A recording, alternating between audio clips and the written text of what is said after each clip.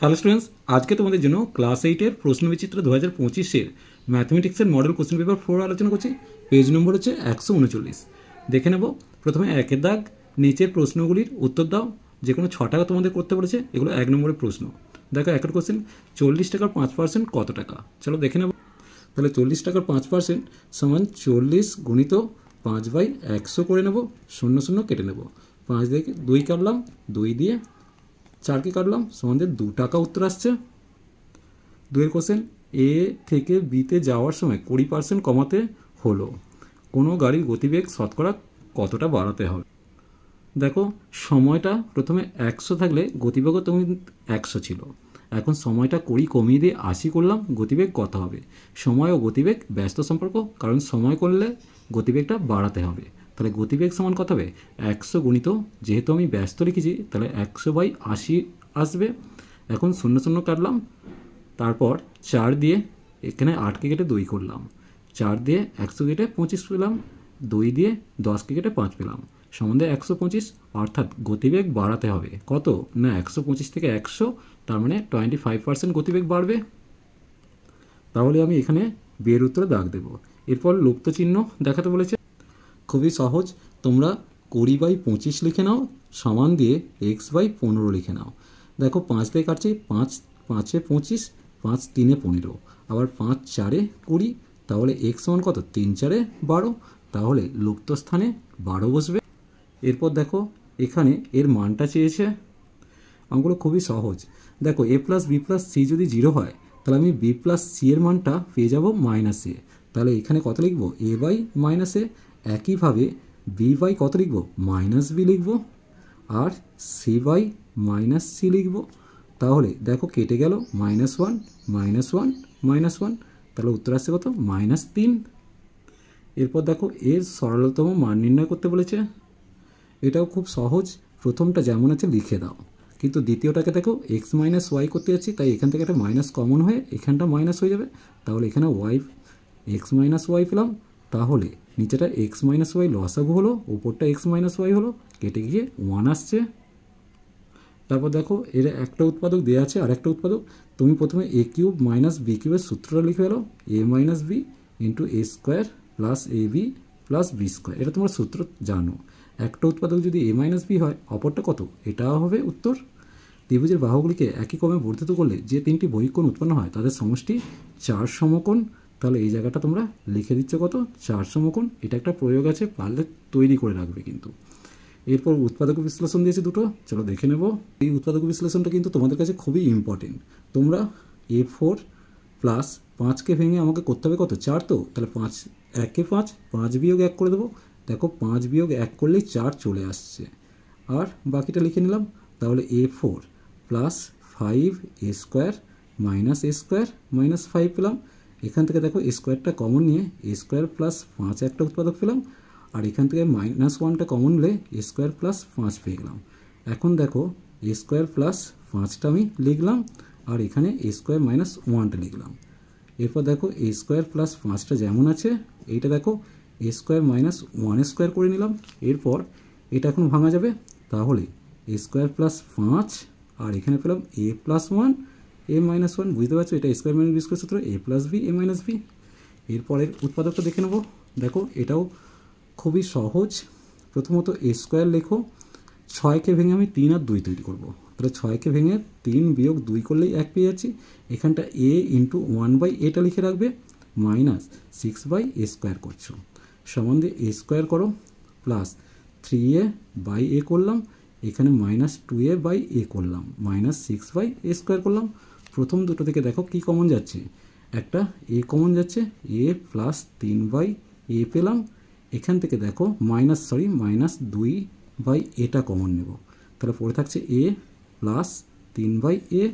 তাহলে হয়ে গেল কত? a + 3/a একটা, আর একটা a - 2/a, এটা উৎপাদক হয়ে গেল।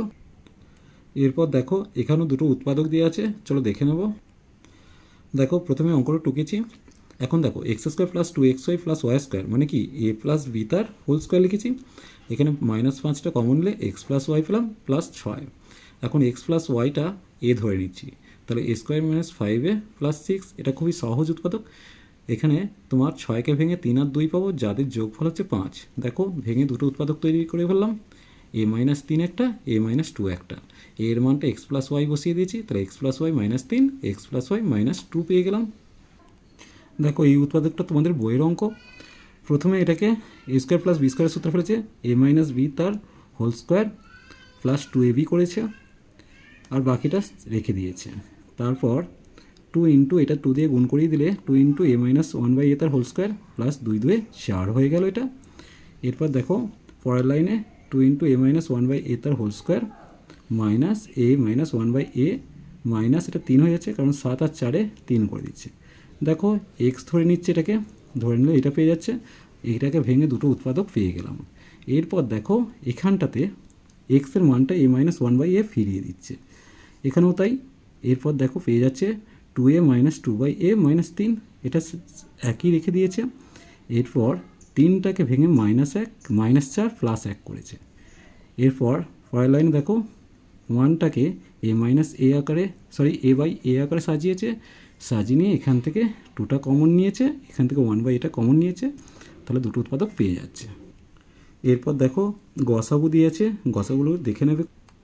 দেখো প্রথম রাশিটা এই অঙ্কটা বারবার আসছে, তাহলে তোমাদের কাছে এটা খুব চিরপরিচিত অঙ্ক হয়ে যাচ্ছে। দুটো উৎপাদক পেয়ে গেলাম।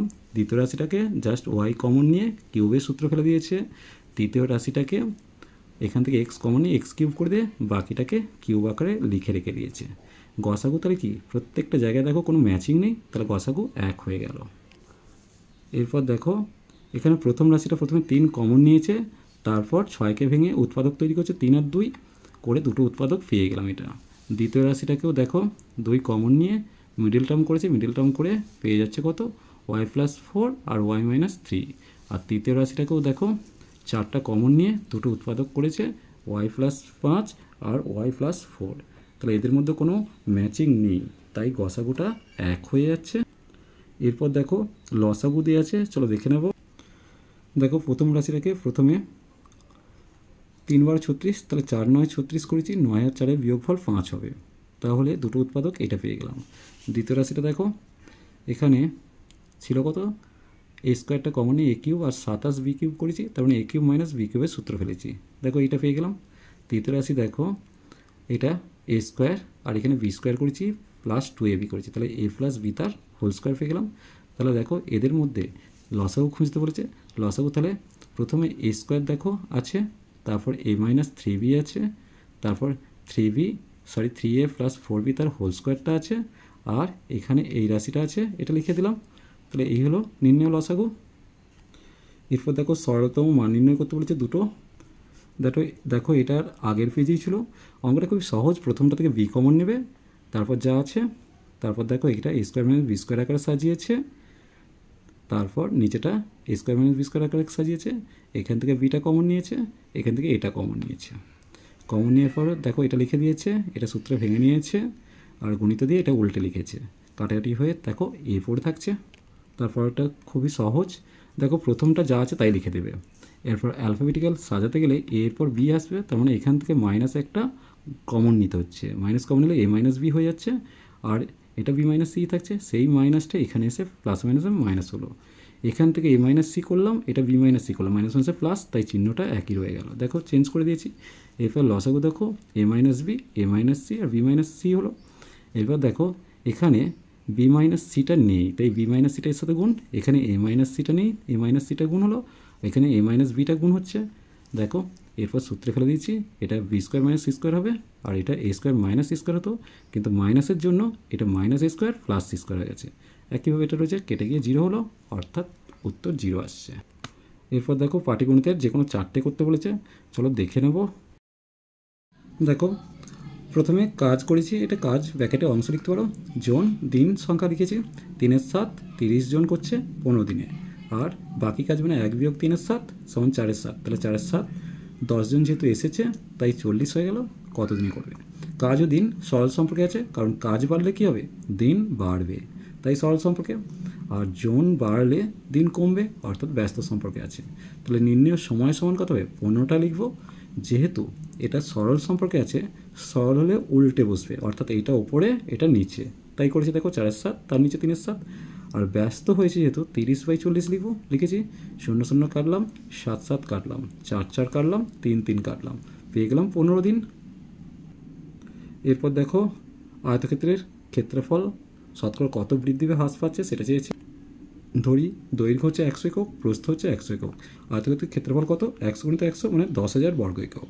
এখন দৈর্ঘ্য কি 15% বেড়েছে, তার মানে 100 + 15 মানে 115 একক হয়েছে। প্রস্থ 15% কমেছে, তার মানে 100 - 15 মানে 85 একক হয়েছে।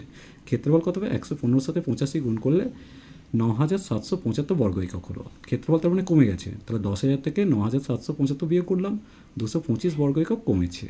তাহলে শতকরা ক্ষেত্রফল কত হবে? 225কে 10,000 দিয়ে ভাগ করবো, তার সাথে 100 গুণ করবো, যেহেতু শতকরা বলেছি।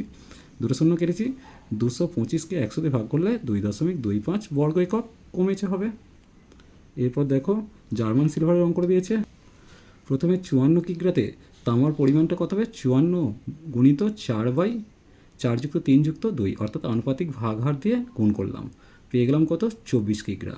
দস্তার পরিমাণটাও 54কে 10 তার আনুপাতিক ভাগহার দিয়ে গুণ করলাম, পেয়ে গেলাম কত? 18 কিগ্রা। এখন এক্স কিগ্রা যদি দস্তা মেশানো হয় তাহলে তামা বাই দস্তা সমান কত হবে? 6/5 দেওয়া আছে, তামার পরিমাণটা 24 আছে, দস্তাটা 18 ছিল, তার সাথে এক্স মিশিয়েছি, তাহলে 18 + x সমান 6/5। 6 দিয়ে 24 কেটে 4 পেলাম, তাহলে কোনাকুনি গুণ করবো, 18 + x সমান 4 5 20 হয়ে যাচ্ছে, তার মানে এক্সের মান এসে যাচ্ছে 2 কিগ্রা। এরপর দেখো আমিনো বিবির অঙ্ক দিয়েছে, চলো দেখে নেব। ধরি আমিনো বিবির বেতন হচ্ছে 100 টাকা ছিল, 20% বৃদ্ধির পর আমিনো বিবির বেতন হচ্ছে 120 টাকা হলো। 20% বেতন হ্রাস মানে 120 টাকার 20%, তার মানে 24 টাকা বেতন কমে গেল। কিন্তু এখন বেতন কত পাবে না? 120 থেকে 24 বাদ দিলাম 96 টাকা। তাহলে আমিনো বিবির বেতন হ্রাস হচ্ছে 100 থেকে 96 বাদ দিলাম 4 টাকা, অর্থাৎ আমিনো বিবির বেতন 4% হ্রাস পেল। এরপর দেখো সেই সিরাপ ও জলের অঙ্কটা দিয়েছে, কিন্তু অঙ্কটা একটু ঘোরানো আছে, দেখবে। প্রথমে সিরাপের পরিমাণটা কত ছিল? 3/3 + 1 মানে 3/4 অংশ ছিল, জল ছিল 1/4 অংশ। ধরি x অংশ শরবত তুলে x অংশ জল ঢালা হলো, তাহলে x অংশে সিরাপ কতটুকু আছে না? x × 3/4 মানে 3x/4 অংশ পেলাম, জল x/4 অংশ পেলাম। এখন সিরাপ দেখো 3/4 ছিল, তার থেকে এটা তুলে নিয়েছি, তাহলে 3 - 3x/4 অংশ রইল। আর জল কত? 1/4 ছিল, x/4 তুলেছি প্লাস x ঢেলেছি, মোট কথা হলো 3x + 1/4 অংশ। শর্তানুসারে কী বলেছে? জল বাই সিরাপ, তাহলে লিখলাম জল বাই সিরাপের পরিমাণটা লিখলাম। এবার কোনাকুনি গুণ করে দিয়ে আমি এক্সের মানটা 5/9 পেলাম। দেখো বইয়ের অঙ্কটা কিন্তু বইয়ের অঙ্কটা থেকে একটু আলাদা, অতএব কেয়ারফুলি এটা দেখে নিও। এরপর দেখো চৌবাচ্চার অঙ্কটা দিয়েছে, চলো দেখে নেব। দেখো প্রথম নল 1 মিনিটে ভর্তি করে 1/12 অংশ, দ্বিতীয় নল 1 মিনিটে ভর্তি করে 1/15 অংশ, দুটি নল একসঙ্গে 1 মিনিটে ভর্তি করে 1/12 + 1/15 মানে পেয়ে গেলাম 9/60 অর্থাৎ 3/20 অংশ। এবার দুটি নল 3/20 অংশ ভর্তি করে 1 মিনিটে, এক অংশ ভর্তি করবে 1/3/20 আর 1/2 মানে অর্ধেক, যেহেতু 1/2 অংশ ভর্তি করবে 1/2/3/20 সমান দিয়ে 1/2 × 20/3 করলাম, যেহেতু নিচে থেকে উপরে উঠছে উল্টে বসবে। এবার দেখো 2 দিয়ে 20কে কেটে 10 করলাম, তার মানে 10/3 মিনিট হচ্ছে, 3 × 4 = 3 মিনিট আসছে, অর্থাৎ 3 মিনিট 1/3 × 60 সেকেন্ড, তার মানে 3 মিনিট 20 সেকেন্ডে ভর্তি করবে। এরপর দেখো এখানে কতজন শ্রমিক, অবশিষ্ট শ্রমিক কত, কাজটি নির্ধারিত কত সময় করতে গেলে প্রতিদিন কত ঘন্টা করে কাজ করতে হবে সেটা চেয়েছে। দেখো প্রথমে ছকটা করেছি, জোন, দিন, কাজের পরিমাণ, প্রত্যহ ঘন্টা। জোন ছিল 40, 36 দিন করছে, যেহেতু 36 দিনে কাজ হয়েছে, আর 9/13 6 ঘন্টা করে কাজ করছে। 16 জন অসুস্থ, তাই 24 জন কাজ করবে, 56-এর মধ্যে 36 কাজ হয়ে গেছে, তাই 20 দিনে কাজটা শেষ হবে। 1 - 9/13 বাকি কাজ, তার মানে 4/13 কত ঘন্টা করে কাজ করবে। এখন দেখো জোন কমলে প্রত্যহ ঘন্টা বাড়বে, অর্থাৎ ব্যস্ত সম্পর্ক, ব্যস্ত হলে বলেছি 40/24 হবে। দিন কমলে প্রত্যহ ঘন্টা বাড়বে, এটাও ব্যস্ত, তার মানে কি লিখব? 36/20 লিখব, লিখেছি। এরপর দেখো কাজ বাড়লে প্রত্যহ ঘন্টা বাড়বে, অর্থাৎ এটা সরল সম্পর্ক, সরল সম্পর্ক হলে 4/13 ওপরে থাকবে, 9/13 নিচে থাকবে, তাই লিখেছি। তাহলে নির্ণেয় প্রত্যহ ঘন্টা কত হচ্ছে? 6 গুণিত ভগ্নাংশগুলোকে গুণ করেছি, কাটাকুটি করে 8 পেলাম। চলো আজ এই পর্যন্তই, নেক্সট ভিডিও নিয়ে খুব তাড়াতাড়ি হাজির হবো। ভিডিওটি ভালো লাগলে লাইক শেয়ার কমেন্ট করো, পারলে চ্যানেলটিকে সাবস্ক্রাইব করে নিও।